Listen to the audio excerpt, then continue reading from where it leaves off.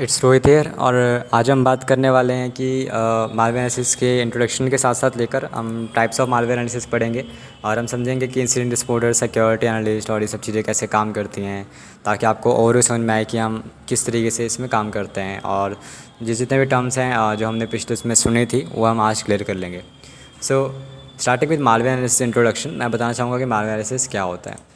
So quickly अगर आप malware analysis Google करोगे आपको सबसे पहली चीज़ यहाँ मिलेगी मालवेयर एनालिसिस का प्रोसेस। सो मालवेयर एनालिसिस क्या चीज़ है आपको यहाँ पे समझ में आ जानी चाहिए। मालवेयर एनालिसिस क्या होता है बेसिकली, जो भी आपका बिहेवियर है या किसी सस्पिशियस फाइल का या यूआरएल का, वो हम लोग यहाँ पर एनालाइज करने की कोशिश करते हैं। कोई यूआरएल या कोई फाइल वो किस तरीके से काम करती है, क्या उसका बिहेवियर है, ये समझने की कोशिश हम यहाँ पर करते हैं। इसी को मालवेयर एनालिसिस कहा जाता है। सो बेसिकली यहाँ पे की बेनिफिट क्या मालवेयर एनालिसिस को रहता है कि जो इंसिडेंट रिस्पॉन्डर्स हैं या जो सिक्योरिटी एनालिस्ट है उनको इनसे फ़ायदा मिलता है। राइट, उनको इनसे फ़ायदा मिलता है। अब ये लोग होते कौन है? साइबर सिक्योरिटी जो फर्स्ट रिस्पॉन्डर, ये जो आपका इंसिडेंट रिस्पॉन्डर होता है, इनको समटाइम्स इनको इंट्रूजन एनालिस्ट या फिर CSRT इंजीनियर बोलते हैं। बेसिकली ये साइबर फर्स्ट रिस्पॉन्डर होता है। Your role will involve providing a rapid initial response to any IT security threats, incidents और cyber attacks और organization।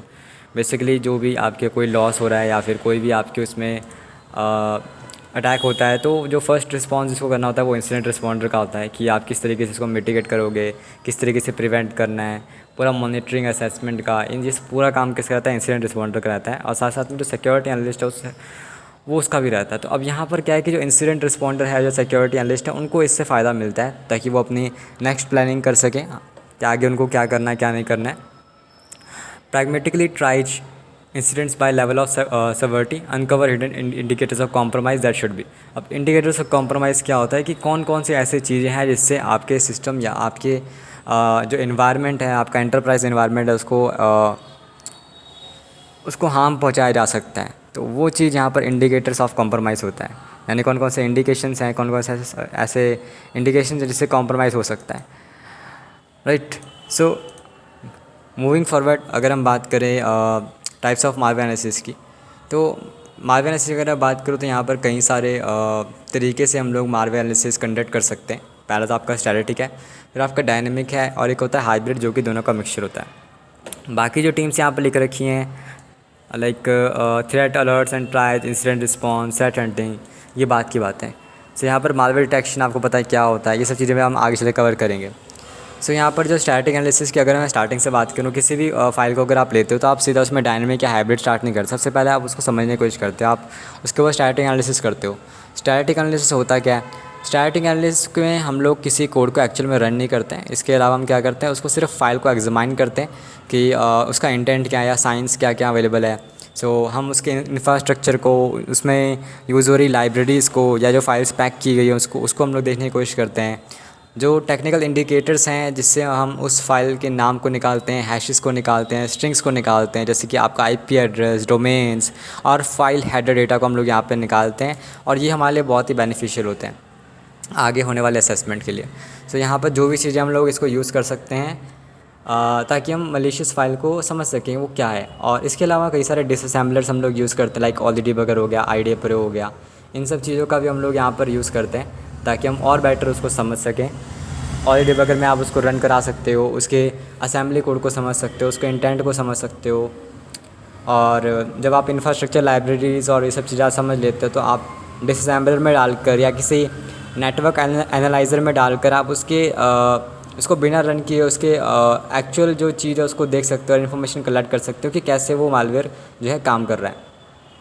इसके अलावा जो स्टैटिक एनालिसिस है, जैसे कि मैंने आपको बताया कि हम कोड को एक्चुअल में रन नहीं करते हैं, तो क्योंकि हम उसको एक्चुअल में रन नहीं करते तो उसकी जो रन टाइम बिहेवियर है उसको हम समझ नहीं पाते हैं।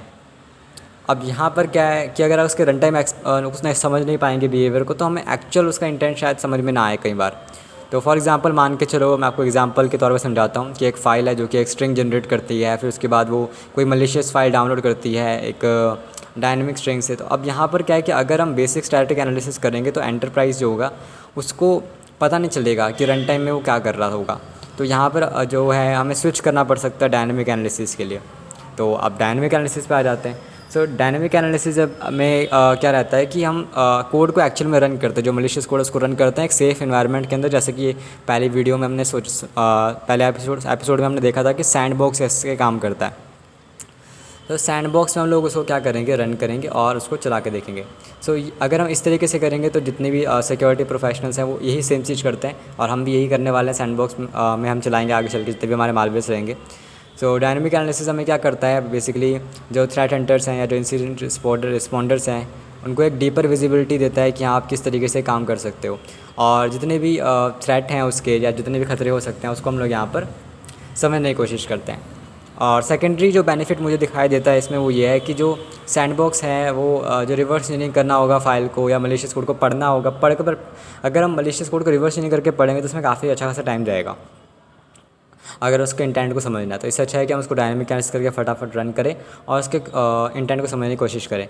सो जो चैलेंज यहाँ पर रहता है डायनेमिक एनालिसिस के साथ, जैसे कि स्टैटिक एनालिसिस का मैंने आपको खामी बताई एक, राइट, कि आपका जो रन टाइम बिहेवियर है वो हम समझ नहीं पाएंगे स्टैटिक एनालिसिस के अंदर।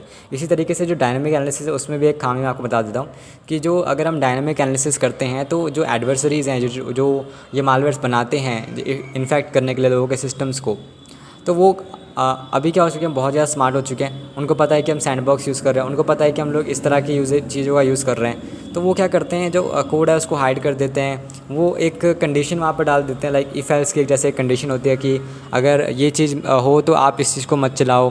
लाइक फॉर एग्जांपल आपका जो मालवेयर है, उन्होंने जो मालवेयर बनाने वाले लोग हैं उन्होंने क्या किया, सिंपली ऐसा कर दिया कि अगर वो सैंडबॉक्स में चले, क्योंकि सैंडबॉक्स में एक लिमिट होती है, लाइक आपकी 2 GB रैम रहती है ना। आपके जो सैंडबॉक्स इन्वायरमेंट होता है उसमें इन्वायरमेंट कैसा होता है उन्होंने उसको पहले समझा, और फिर उसको मालवेयर के अंदर ये लिख दिया गया कि अगर इसको सैंडबॉक्स इन्वायरमेंट में रन किया जाए तो ये रन ना हो, या सैंडबॉक्स जैसे दिखने वाले किसी भी इन्वायरमेंट में रन किया जाए जिसमें 2 GB रैम हो, कम प्रोसेसर या कम 2 प्रोसेसर यूज़ हो रहे हैं इस तरीके से, 1 प्रोसेसर यूज़ हो रहा है इस तरीके से, तो वहाँ पर इसको मत चलाएं। और जहाँ पर बेसिकली ये टूल्स अगर हो, लाइक वायरशार्क हो अगर उस विंडोज़ के अंदर, उस सिस्टम के अंदर, लिनक्स के अंदर, किसी भी चीज़ के अंदर, तो वो रन नहीं होना चाहिए कोड वहाँ पर। तो ऐसी चीज़ें भी यहाँ पर की जा सकती है अगर वहाँ पर प्रोग्राम इंस्टॉल है। तो वो सब चीज़ें जो हैं मालवेयर जो बनाते हैं वो लोग इस तरह की चीज़ें करते हैं, जिसकी वजह से अगर आपने डायनेमिक एनालिसिस की तो आपका उसमें वो चलेगा ही नहीं, राइट। सो यहाँ पर अगर सैंडबॉक्स को रिसीव कर रहे हैं वो लोग, तो हमारे पास जो दूसरी चीज़ रहती है कि हम हाइब्रिड एनालिसिस करें। अब हाइब्रिड एनालिसिस में क्या रहता है कि हम दोनों टेक्निक्स का इस्तेमाल करते हैं। बेसिक स्टैटिक एनालिसिस भी एक रिलायबल तरीका नहीं है आपका मलिशियस कोड को समझने का, डिटेक्ट करने का। उसके बाद अगर सैंडबॉक्स टेक्नोलॉजी करें तो उसको भी जो है वो डिटेक्ट कर लेते हैं, और उसके बाद उसको अपने जो मलिशियस कोड है उसको चलाते ही नहीं है वो लोग। अब यहाँ पर हमें क्या करना होगा, बेसिक आपका डायनेमिक एनालिसिस टेक्निक और जो बेसिक स्टैटिक एनालिसिस दोनों को मिक्स करना पड़ता है। तो हाइब्रिड एनालिसिस क्या होता है, बेसिकली दोनों का मिक्सचर रहता है, और ये बहुत ही बेटर अप्रोच रहती है अकॉर्डिंग टू मी, क्योंकि मलिशियस कोड जो है वो हाइड कर सकता है अगर हम नॉर्मली चलाएं। और अगर हमें जो IOC है, जो इंडिकेटर्स ऑफ कॉम्प्रोमाइज़ निकालने हैं स्टैटिकली और अनसीन कोड से, जो कि हमने पिछले देखा था, अभी जो हमने समझा, तो हाइब्रिड एनालिसिस काफ़ी बार हमें मदद कर सकता है। जितने भी अननोन थ्रेट्स होते हैं उनको डिटेक्ट करने में काफ़ी मदद कर सकता है। इवन जो मोस्ट सोफिस्टिकेटेड मालवेयर होते हैं उनको भी हम लोग डिटेक्ट कर सकते हैं इन सब चीज़ों से। तो फॉर एग्जांपल मान के चलो आपका हाइब्रिड एनालिसिस आपने स्टार्ट किया, आपने पहले तो आप स्टैटिक एनालिसिस करोगे जिससे आपका जो डेटा जनरेट होगा बिहेवियर एनालिसिस से वो अपने को मिल जाएगा। लाइक कोई piece of malicious code run हो रहा है, कोई मेमोरी के अंदर चेंजेस आ रहे हैं, तो डायनेमिक एनालिसिस से हम उसको डिटेक्ट कर लेंगे। एंड एनालिस्ट जो है वो समझ पाएगा, वो वापस बैक जाएगा और फिर से क्या करेगा, स्टैटिक एनालिसिस करेगा मेमोरी जो डंप हुई है। फॉर एग्जांपल मान के चलो मैंने कोई मालवेयर चलाया, ठीक है। अब मालवेयर जब मैंने चलाया तो क्या होगा, बेसिकली वो रन होगा। अब जब वो रन होगा तो वो क्या करेगा, स्टैटिक एनालिसिस किस तरीके से होगी, वो रन कर दिया। अब जब उसको रन किया तो मेमोरी में वो जाकर कुछ चेंजेस करेगा। अब हम क्या करेंगे, बैक जाएंगे, मतलब एक स्टेप बैक जाएंगे, पीछे जाएंगे, और जो मेमोरी में जो उसने चेंजेस किए ना उसको हम लोग डंप कर देंगे। अब उसके ऊपर हम लोग स्टैटिक एनालिसिस करेंगे। यानी पहले हमने क्या किया, कोड को रन किया, रन टाइम बिहेवियर उसका चला। अब क्योंकि वो मेमोरी में जाकर कुछ चेंजेस करके आ रहा है, अब हमने क्या किया, उसको वहीं स्टॉप कर दिया और बैक गए। अब जो उसने चेंजेस किया हम उसको डंप करेंगे और फिर स्टैटिक एनालिसिस करेंगे। तो इस तरीके से अगर हम करेंगे सो ये काफ़ी ज़्यादा फ़ायदा देने वाला या फिर अपने को हेल्प करेगा, क्योंकि हमें ज़्यादा IOC मिलेंगे, ज़्यादा इंडिकेटर्स ऑफ कॉम्प्रोमाइज़ जो कि जनरेट होंगे, जो जिससे हम ज़ीरो डे एक्सप्लॉइट को भी एक्सपोज कर पाएंगे। तो इस तरह की चीज़ें हम लोग यहाँ पर करते हैं। तो आई होप कि आप आज काफ़ी सारे कॉन्सेप्ट आपके क्लियर होंगे related to malware analysis, introduction, types of malware analysis, indicators of compromise. उसके बाद हमने समझा सैंडबॉक्स। उसके बाद लाइक हमने समझा किस तरीके से डायनामिक एनालिसिस, स्टैटिक एनालिसिस काम करता है। टाइप्स ऑफ मालवेयर समझे। हमने बात की इंसिडेंट रिस्पॉन्डर्स के बारे में, सिक्योरिटी एनालिस्ट के बारे में। सो ये सब चीज़ें थी। थ्रेट हंटिंग भी हम बात करेंगे। तो ये सब चीज़ें आज हमने कवर की। तो आई होप कि आपको वीडियो सीरीज़ काफ़ी अच्छी लग रही होगी, और अगर आपको अच्छी लग रही है देन आप इसे लाइक कर सकते हैं, शेयर कर सकते हैं अपने दोस्तों के साथ, और चैनल को सब्सक्राइब कर सकते हैं। मैं मिलता हूँ आपसे अगले वीडियो में, तब तक के लिए गुड बाय।